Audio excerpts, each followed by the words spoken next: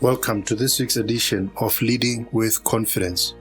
My name is Confidence Seleme and I'm your host. This program is proudly powered by the William Seleme Foundation, and the Foundation's mission is enabling education in Africa. This week I'd like us to talk on a topic I've titled The Challenges of Change. The Challenges of Change. Change can bring with it a sense of excitement or anxiety. It can destabilize teams, organizations, and even entire industries. It is a reality not only of business but of life in general. Let's look at some of the implications of change and how we should respond in order to make change our friend and not our enemy. Instead of causing destabilization, change can actually become a force that strengthens us.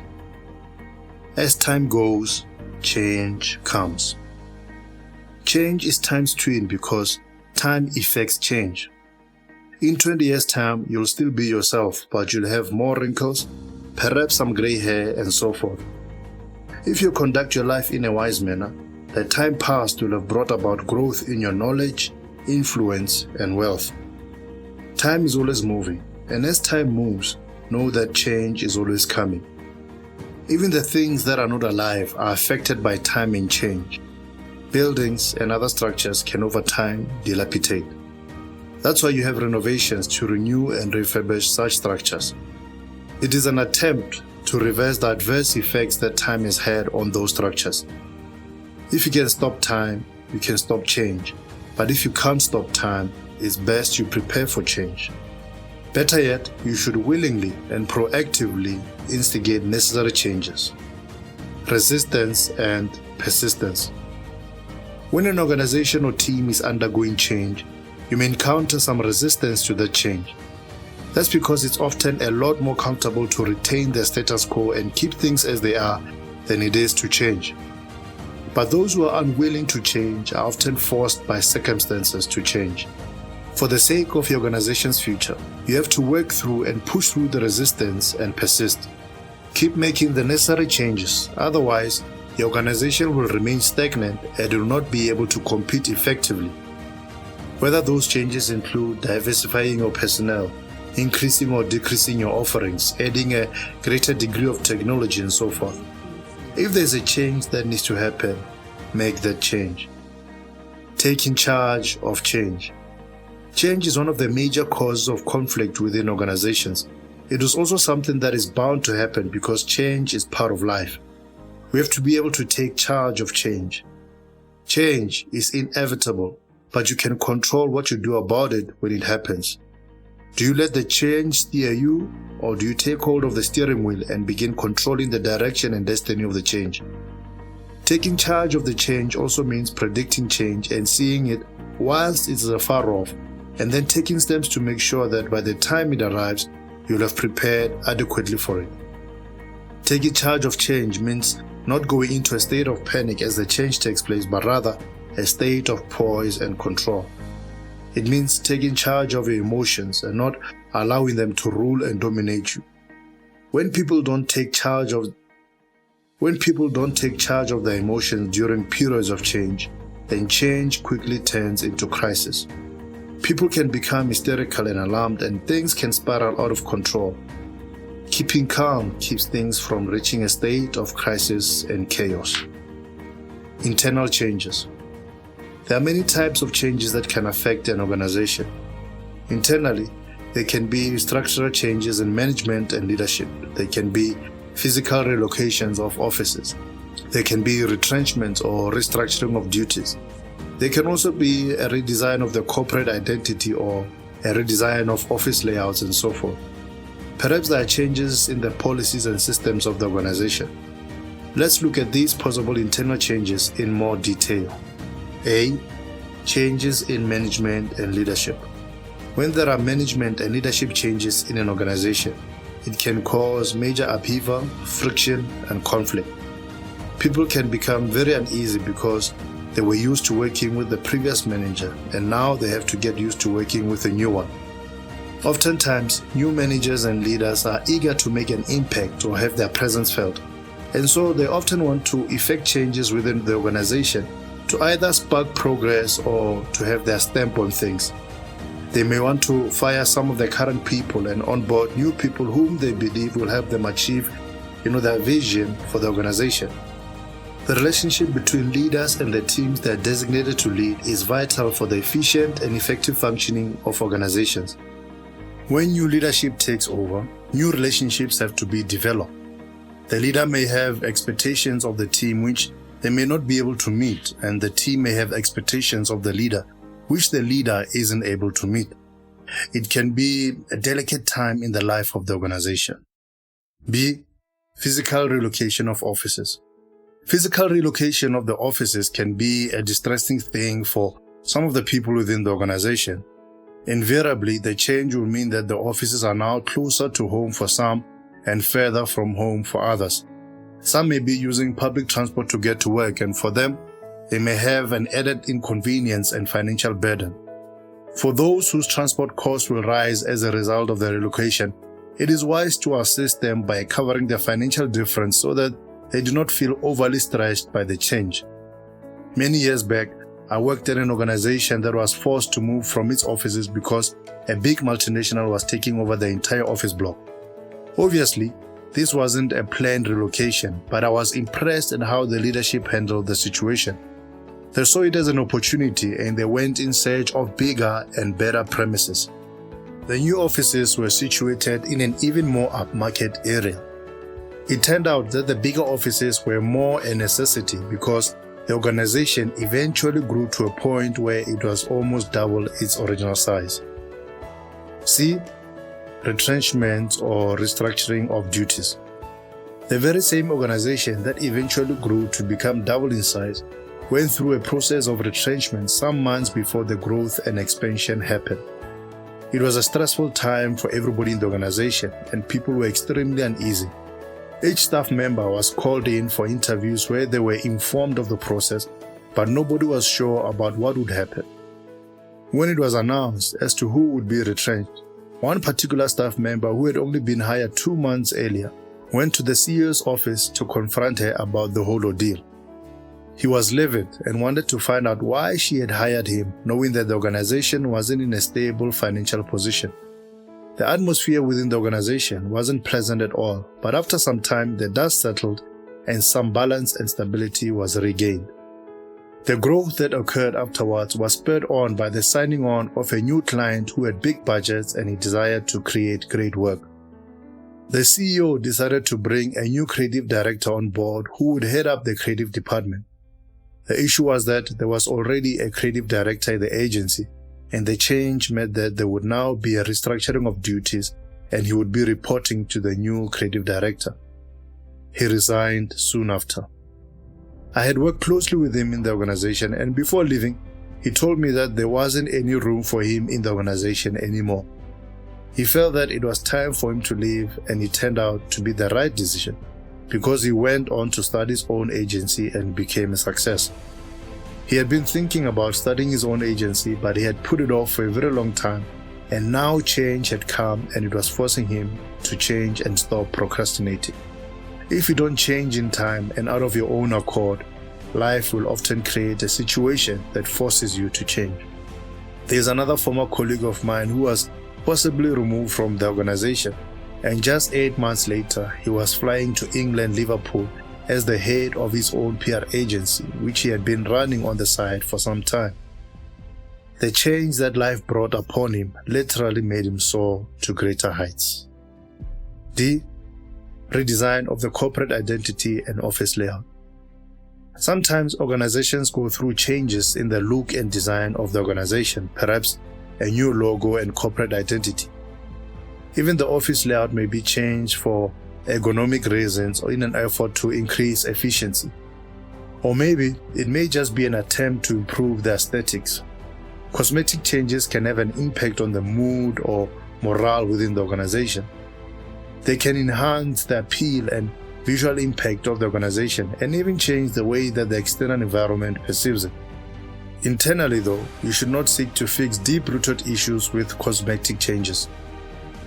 Changing how the organization looks will not fix the way people feel about the organization if the culture and behavior of those within the organization especially the leaders, remains the same.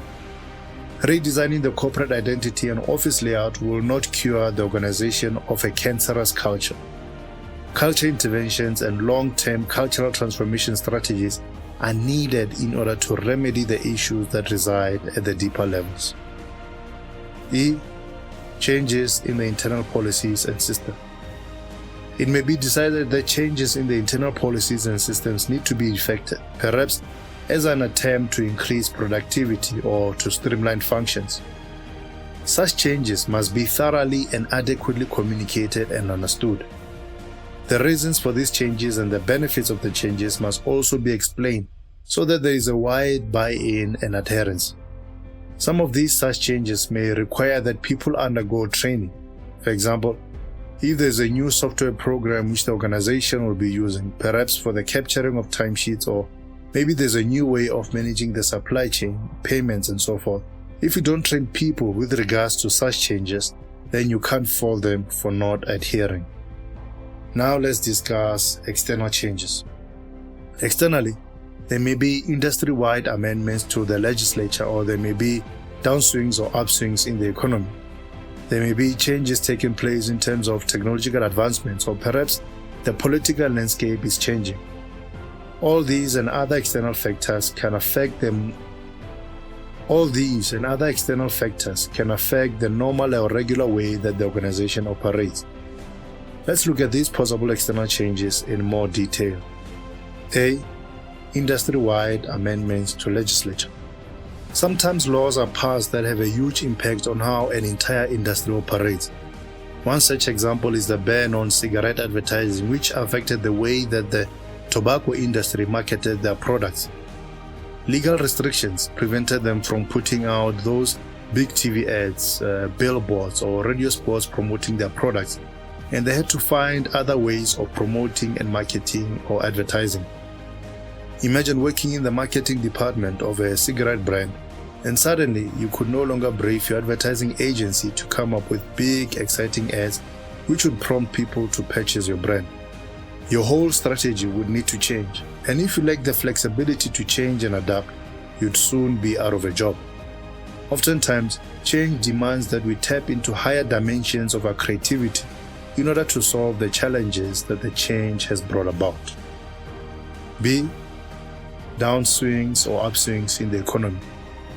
Economic downswings and upswings have become a natural part of business, and those who are savvy have learned how to predict them and how to use them to survive and thrive.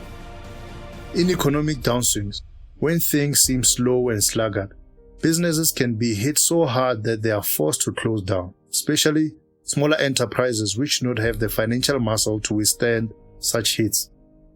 But of course, these changes in the economic climate affect businesses of all sizes and in different industries. For example, during the economic downsizing of 2008, there were major layoffs and foreclosures in the property sector, financial sector, automotive sector, and other big industries. Ask yourself whether your organization is geared up to take advantage of both the upswings and downswings in the economy. Remember that it's not everyone that cries during the downswing. Some people rejoice because it means they can purchase assets such as property for a lowered price and position themselves for great wealth when the upswing makes a return. In many instances, how you handle the abundance of the upswing determines whether you'll have the resources to survive and even thrive in the downswing. C. Technological advancements.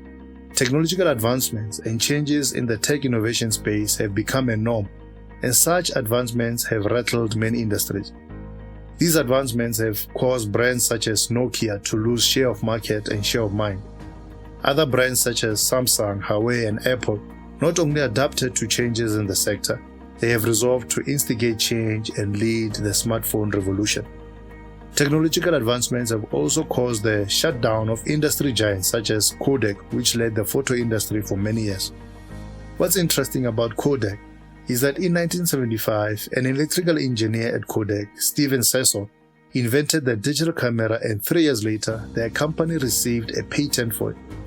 Kodak, however, decided to hold back marketing the new technology, fearing that it would hurt its film business, which was earning them big bucks at the time. That decision led to the brand's demise. Had they acted with courage instead of fear, they would probably still be a leading tech company instead of a case study in business failure.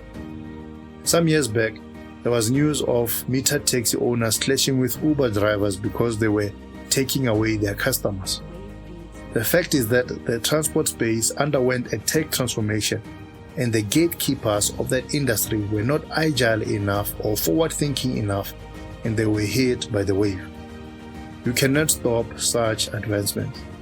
The best thing you can do as an organization is to, at the very least, adapt, and at the very best, pioneer and lead the innovation. D. Changes in the political landscape. When new political parties come into power or a new president is elected, it can have a huge impact on business operation, especially if that new party or elected official wants to implement radical changes in terms of policy. If a more socialist policy is adopted in your sector, would your organization still make it even though it has been operating in a predominantly capitalist environment? If you're a small to medium-sized enterprise and you've been getting much of your business from the government and the public sector, how would a change in the political landscape affect your business? Is your business perhaps too dependent on the political climate for its survival?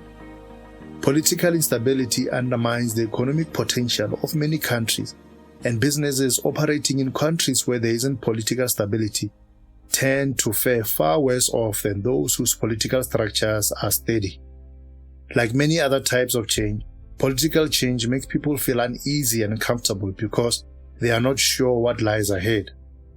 Although the external factors for change are often beyond our control, we can control how we respond to them. As the adage goes, it's not what happens to you that matters, but how you respond to it. Leaders are agents of change. In his book titled Operation Einstein, Mark A. Cooper says, "Life has no remote. Get up and change it yourself." You can't call yourself a leader if you aren't actively changing anything in the world. Yes, change is a natural occurrence, and the continually changing business and social landscapes require leaders adapted change. One of the ways you know that there is a leader around is when you begin seeing positive, intentional changes taking place. If there is a leader around but there is no movement and change taking place, you must ask yourself whether the person in charge is a leader or a manager. Managers care about maintaining the status quo, but leaders care about moving their people to greater levels and greener pastures. They come to change and develop people as well as organizations. They are confident of where their people and their organizations can go, and so they galvanize everybody to go on a journey with them. They invest in resources that cause them and their people to grow and develop, and they challenge themselves and those they lead. They understand that when we begin changing ourselves, impacting others becomes a much easier task. Leaders are agents, and their mission is to make changes that impact the world in a positive manner. Well, we've come to the end of today's edition of Leading with Confidence. Thank you so much for tuning in. Cheers.